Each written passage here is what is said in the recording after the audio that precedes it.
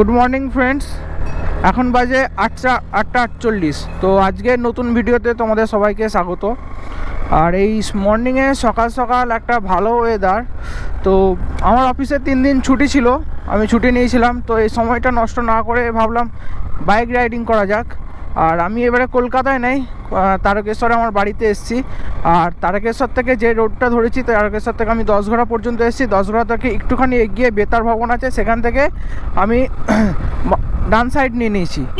আর আজকের আমাদের গন্তব্যস্থল হচ্ছে টেরাকোটার, মানে একদিকে যেটা বলা যেতে পারে বিষ্ণুপুরে যেমন টেরাকোটা শিল্পের জন্য বিখ্যাত, সেরকমই একদিকে অম্বিকা কালনা টেরাকোটা শিল্পের জন্য বিখ্যাত। আর আজকে আমাদের গন্তব্যস্থল হচ্ছে অম্বিকা কালনা, বলা যেতে পারে মন্দিরের শহর এবং টেরাকোটা শিল্পের জন্য এক বিখ্যাত শহর অম্বিকা কালনা।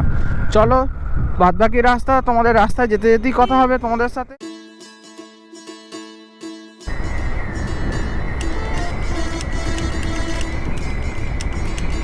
এখান থেকে কালনা এখনও 7 কিলোমিটার পর্যন্ত, এখনও 10-15 মিনিট আমাদের টাইম লেগে যাবে। আর রাস্তা পুরো মাখনের মতো রাস্তা।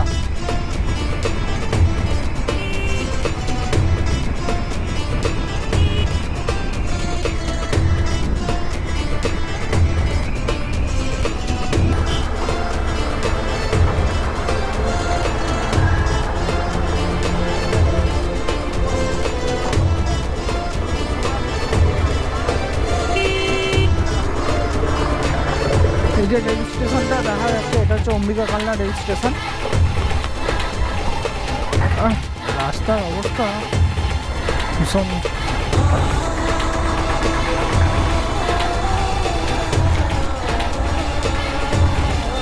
এদিক দিয়ে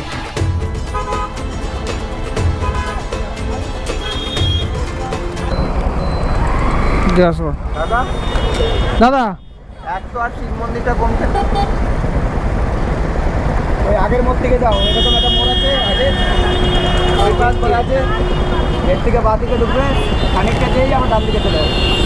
এইদিকে মেকে যাবো সোজা গেলে হুম এরকম একটা মোড় আছে, দেখবে হ্যাঁ, মোড় থেকে বাঁ দিকে ঢুকবে, ঢুকার পরে খানিকটা যেই আবার ডান দিকে চলে যাবে। আচ্ছা, থ্যাংক ইউ। বড় একটা বিশাল সুগম আছে, ওই পাশ দিয়ে চলে যাবে ডান দিকে।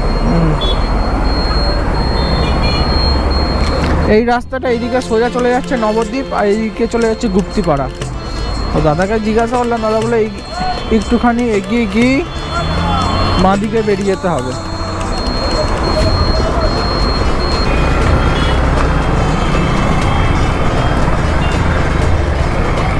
তুমি এখানে ম্যাপটা অন করো, আমি ম্যাপটা অন করেছিলাম। দেখ 108 শিব মন্দির এখান থেকেই লেখো না।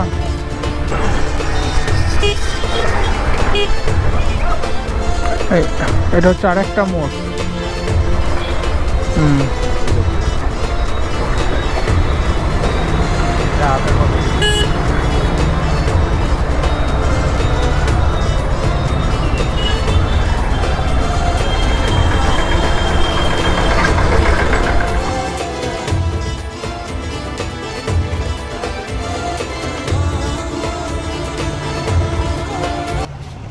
এখন বাজে, ঘড়িটা আমার এখন বাজে 11:12।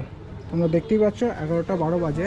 আমি এখন চলে এসেছি টেরাকোটা মন্দিরের শহর অম্বিকা কালনাতে, যেখানে রয়েছে কালনার 108 শিব মন্দির, আর আছে কালনার রাজবাড়ি, আর আছে মন্দিরের গায়ে খুব সুন্দর টেরাকোটা কাজ। আর তার সাথে তোমাদেরকে জানিয়ে রাখি, মন্দিরটি রয়েছে আর্কিওলজিক্যাল সার্ভে অফ ইন্ডিয়ার আন্ডারে। তো আমি ভেতরে গিয়ে অফিসারদের সাথে কথা বলে জানতে পারলাম যে ভিতরে ফটোগ্রাফি বা ক্যামেরা ভিডিওগ্রাফির জন্য 25 টাকা করে টিকিট কাটতে হয়। তার জন্য আমি আমার ক্যামেরা ভিডিওগ্রাফির জন্য 25 টাকা টিকিট কেটে দিয়েছিলাম। চলো তাহলে ভিডিওটা শুরু করি। আর তার আগে আমি সৌরভ, অববিট ডেস্টিনি ইউটিউব চ্যানেলে তোমাদের সবাইকে স্বাগত। ভিডিওটি ভালো লাগলে লাইক করো, কমেন্ট করে জানিও, আর অবশ্যই বন্ধু বান্ধবদের সাথে ভিডিওটি শেয়ার করে দিও।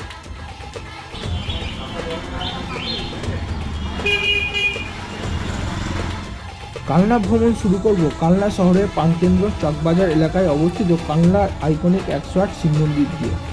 ভাগীরথী পশ্চিম পাড়ে অতীতে সমৃদ্ধ বাণিজ্যিক নদীবন্দর কালনা। পৌরাণিক মুনির অম্বু দেবী, পূজিতা দেবী, সিদ্ধেশ্বরী অম্বিকা নাম অনুসারে এই অঞ্চলের নাম হয়েছে অম্বিকা কালনা। সাহিত্য, সংস্কৃতি এবং শিল্পের অভূতপূর্ব মেলবন্ধন শহর হচ্ছে কালনা।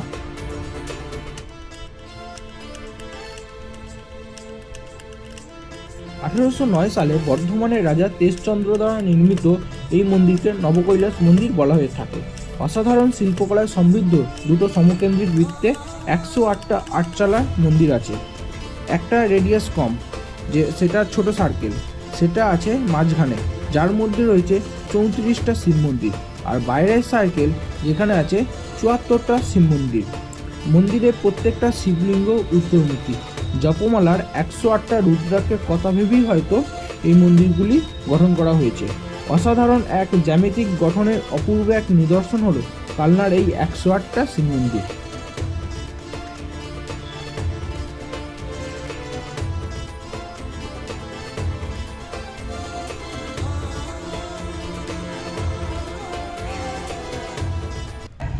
বাইরের যে 74টি শিব মন্দির আছে এখানে একটি শিব মন্দিরে শিবলিঙ্গ আছে সাদা পাথরের, আরেকটি মন্দিরে শিবলিঙ্গ আছে কালো পাথরের, এরকম অল্টারনেটিভ করে সাজানো আছে।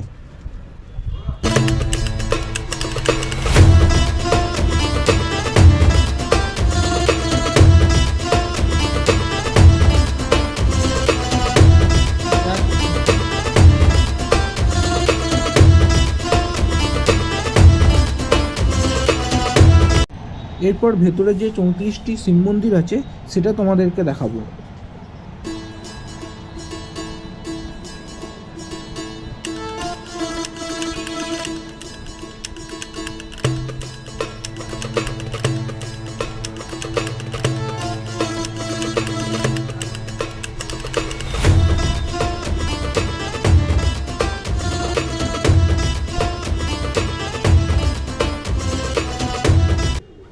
আর ভেতরে যে 34টা শিব মন্দির আছে এই প্রত্যেকটি শিব মন্দিরে আছে সাদা পাথরের শিবলিঙ্গ।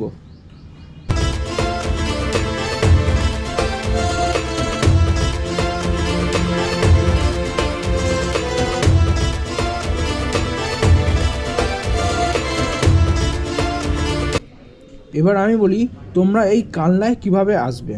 তোমরা চাইলে শান্তিপুর থেকে নদী পার করে আসতে পারো, আর না হলে অম্বিকা কালনা স্টেশন আছে, ট্রেনে করে স্টেশনে এসে সেখান থেকে টোটো বুক করে এই জায়গায় চলে আসতে পারো।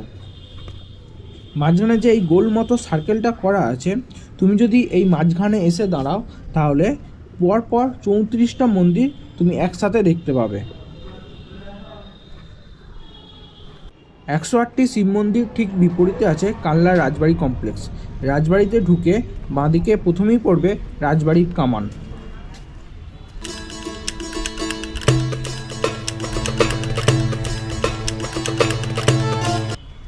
আর একটুখানি এগিয়ে গেলি এরপর বাঁহাতেই পড়বে প্রতাপেশ্বর মন্দির। 1849 সালে বর্ধমানের মহারাজা প্রতাপচন্দ্রের স্ত্রী মহারানী শিউরি কুমারী দেবী তার স্বামীর স্মরণে মন্দিরটি প্রতিষ্ঠা করেন।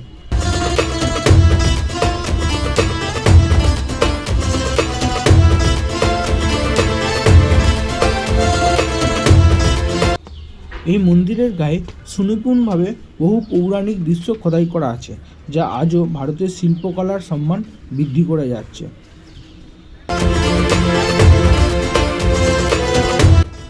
এই মন্দিরে আছে একটি কালো পাথরের শিবলিঙ্গ।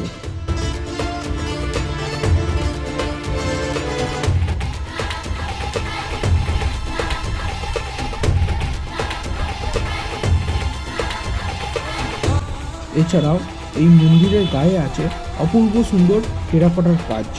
তোমরা দেখলে অবাক হয়ে যাবে, এবং সময়ের অভাবে কিছু তো নষ্ট হয়ে গেছে কিন্তু এখনও খুব সুন্দরভাবে রক্ষণাবেক্ষণ করার চেষ্টা করা হচ্ছে। আর এত সুন্দর টেরাকোটার কাজ আছে, পোড়ামাটির কাজ আছে, যে কতটা সুন্দর তোমরা না এলে এখানে কিছু বুঝতে পারবে না। যতটা সম্ভব হচ্ছে আমি তোমাদেরকে ভিডিওর মাধ্যমে দেখাচ্ছি।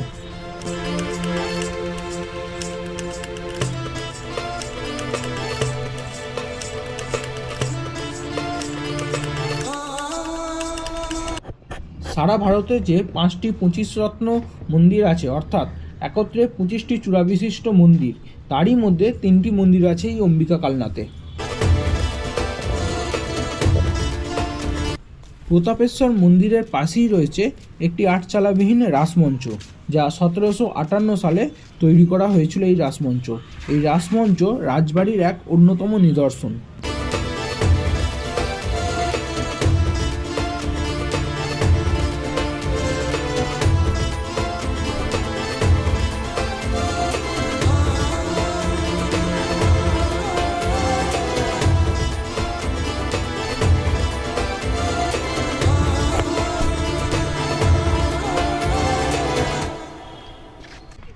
এরপর আমি যাচ্ছি কৃষ্ণচন্দ্রজি মন্দিরে।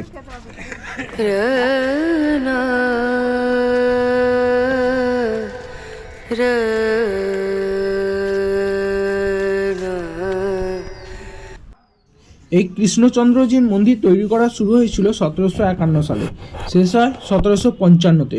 টেরাকোটা অর্থাৎ পোড়ামাটি।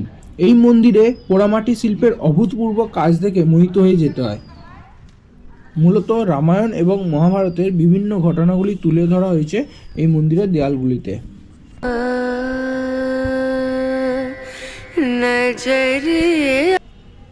এই মন্দিরে পোড়ামাটির এত সুন্দর কাজ করা হয়েছে যা দেখলে অবাক হয়ে যেতে হয়।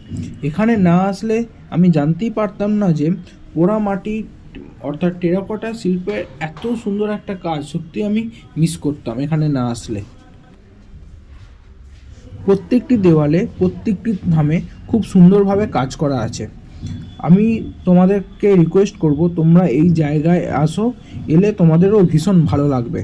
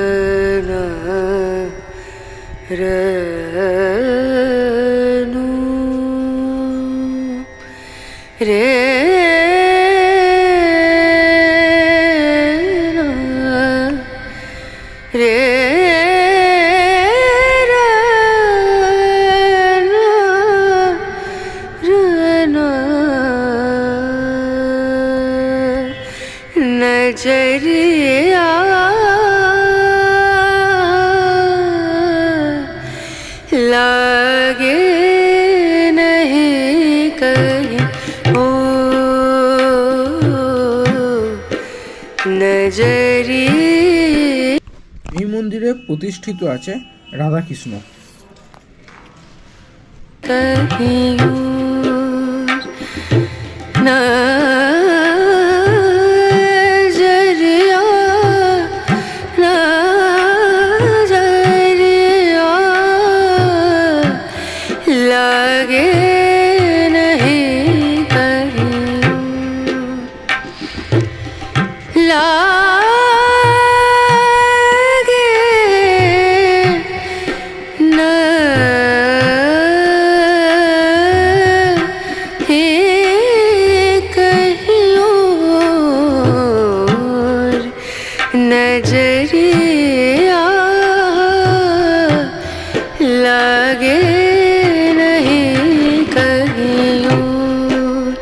Oh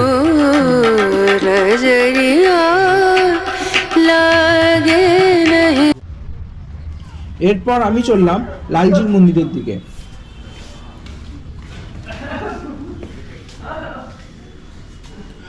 এই সামনে যে পালকিটা রাখা আছে তোমরা যেটা দেখতে পাচ্ছ, এই পালকিটা, অতীতে এই পালকি করে লালজি মন্দির প্রাঙ্গণ প্রদক্ষিণ করতেন।